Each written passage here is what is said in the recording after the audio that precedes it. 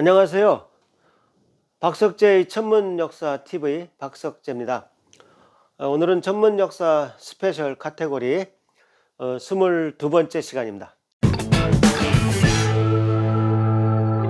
오늘은 제 책 하늘의 역사 7장 내용을 모아서 정리해 드리겠습니다. 7장의 첫 번째 내용은 우주신령과 제자들 카테고리 두 번째 동영상에 포함되어 있습니다.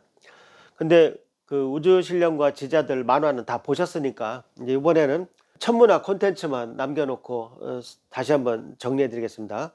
그때 만화를 보시고 나서 천왕성, 해왕성, 명왕성에 대해서 제가 정리해 드렸죠. 허셜이 처음으로 이렇게 대포만한 천체망원경을 만들었다. 그래서 인류 역사상 처음으로 이제 천체망원경다운 천체망원경으로 우주를 살펴본 거죠.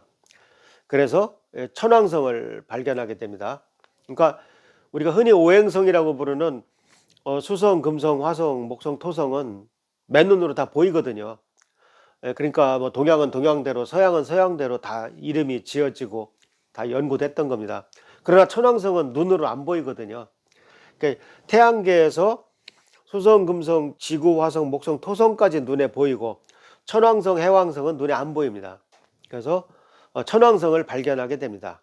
그래서 이제 오행성 시스템이 깨지게 되는 거죠. 그 다음에 은하수가 별로 다닥다닥 박혀 있더라. 즉 은하는 별의 집단이라는 사실을 깨닫게 됩니다. 물이나 가스가 아니고 별이 그렇게 잔별들이 모여서 그 물처럼 보이는 것이다. 그 사실을 깨닫습니다. 그 다음에 이제 갈레가 해왕성을 발견하고 톰보라는 사람이 명왕성을 발견합니다. 근데 톰보는 로웰이라는 사람이 만든 천문대에서 일하던 조수였습니다.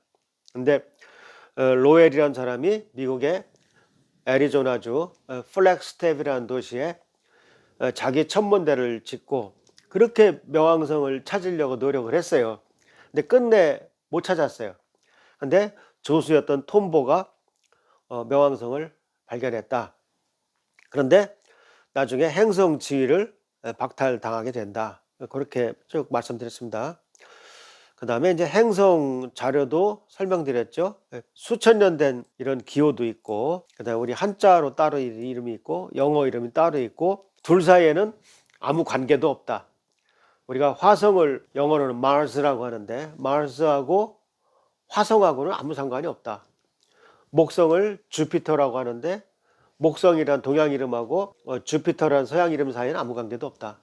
쭉 말씀드렸어요. 그 다음에 이제 태양계는 해가 가운데 있으면 이게 수금지와 목토 이게 등간격이 아니다.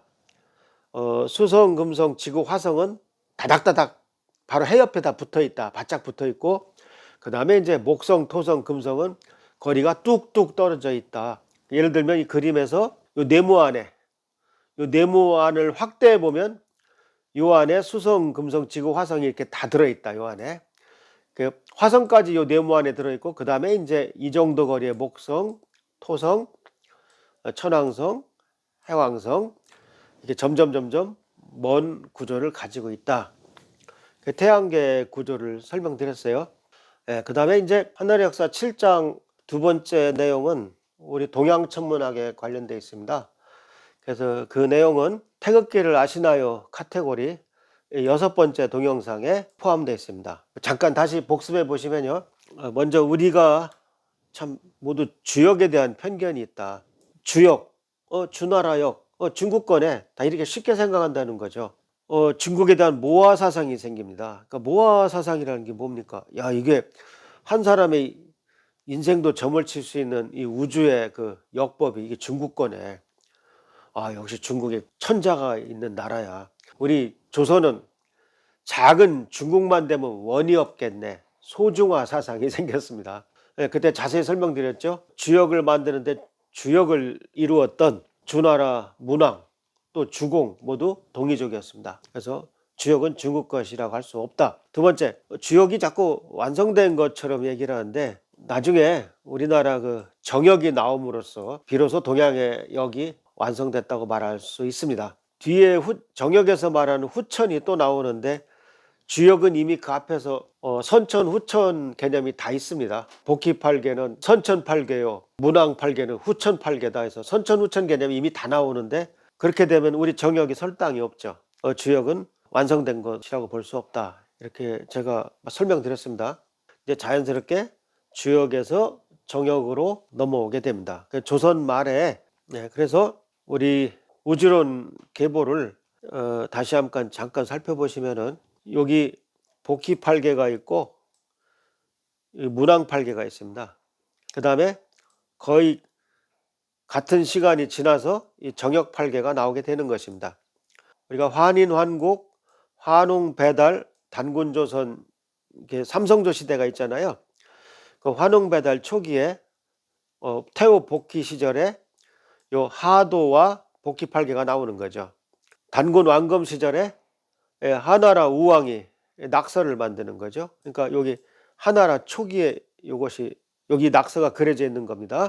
상나라 말기에 상나라를 멸망시킨 주나라 문왕, 문왕팔계를 만들고 주공이 또 효사를 보태죠.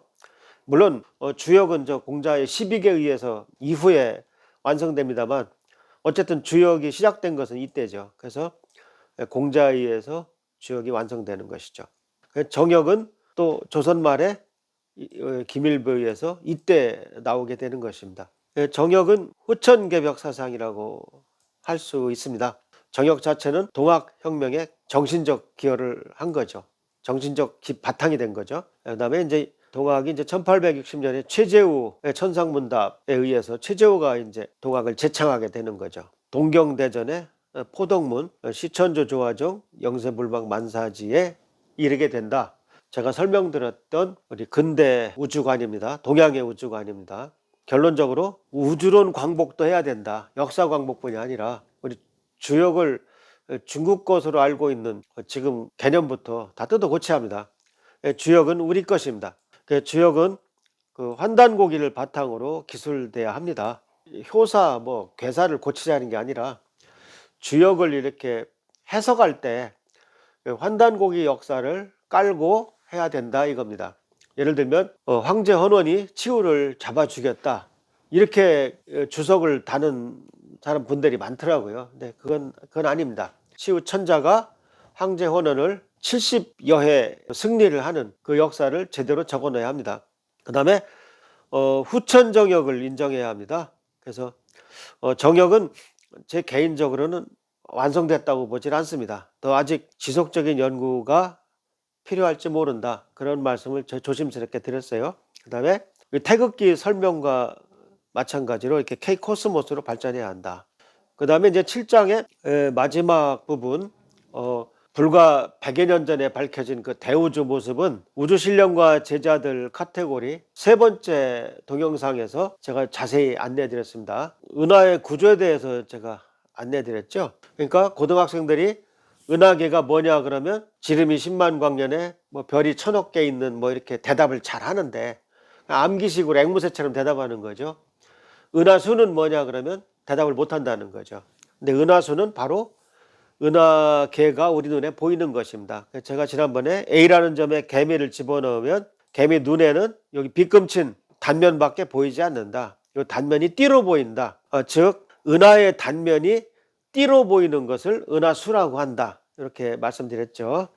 우리 은하는 이런 구조를 가지고 있다. 지름이 10만 광년, 그러니까 반지름이 5만 광년이죠. 그다음에 약 3만 광년 떨어진 곳에 우리 태양계가 있다. 그래서 태양계가 요 위치에 있는데 은하계 자체가 이렇게 볼록 렌즈 모양입니다. 가운데가 두터워요. 그래서 우리가 이쪽 은하수를 보면 이쪽 은하수보다 훨씬 더 두껍고 휘황찬란하다. 제가 말씀드렸죠. 그래서 바로 그 은하수가 여름철 은하수다. 궁수자리 방향 은하수다. 이쪽은 이렇게 개구리가 뱀을 삼킨 것처럼 아주 불룩합니다. 그러니까 이쪽으로 약 3만 광년 가게 되면 우리 은하 중심이 나온다 이거죠. 그 다음에 제가 궁수자리 모양에 대해서 자세히 말씀드렸어요. 이거 꼭 커피포트처럼 생겼다. 몸체, 주둥이, 손잡이, 뚜껑. 근데 손잡이 부분에서 시작되는 요 6개의 별을 남두육성이라고 한다. 남두육성은 아주 찾기가 어렵습니다. 흐린 별들로 만들어져 있기 때문에 북두칠성과 전혀 다릅니다. 그래서 꼭 이걸 한번 찾아보시라 말씀드렸고요. 다른 은하들을 보면 이렇게 태풍처럼 소용돌이 모양을 하고 있다. 그래서 우리 은하도 역시 소용돌이 모양을 하고 있다고 짐작들을 했다. 그 다음에 다른 관측 방법으로 이제는 확신하게 됐다. 이렇게 말씀드렸어요. 이렇게 태풍처럼 생긴 은하들이 이렇게 모여 있습니다. 거대한 타원 은하들이 두목처럼 딱 가운데 자리를 잡고 있어요. 그럼 또 이 위성 은하들이 또 공전을 합니다. 공전하면서 이렇게 은하단을 형성하고 있어요. 은하도 아주 균등하지 않습니다. 은하라고 다 똑같은 은하가 아니에요. 두목이 있고 부하들이 있습니다. 이건 유명한 처녀자리 은하단 사진입니다. 그래서 제가 지금까지 하늘의 역사 7장에 대해서 여러 번 나누어서 다른 카테고리에 있던 그 강연 내용을 한 번에 다 모아서 다시 한번 정리해 드렸습니다. 제가 상생방송에서 하늘의 역사라는 제목으로 10부작 강연을 한 적이 있습니다. 거기에서 그 하늘의 역사 7부작 7번째 것이 하늘의 역사 7장입니다. 베일을 벗는 거대한 우주라는 제목으로 방송된 이 내용이 바로 7장입니다. 금방 제가 정리해드린 천왕성과 해왕성과 명왕성, 주역에서 정역으로 불과 100여 년 전에 밝혀진 대우주, 이 부분이 1시간 강의로 잘 정리되어 있습니다. 여러분들께서는 계속 클릭하셔서 이 강연을 들어보시기 바랍니다. 그러면 아주 천문학에 자신감이 생기실 겁니다. 제가 오늘 준비한 내용은 여기까지입니다. 구독 부탁드립니다.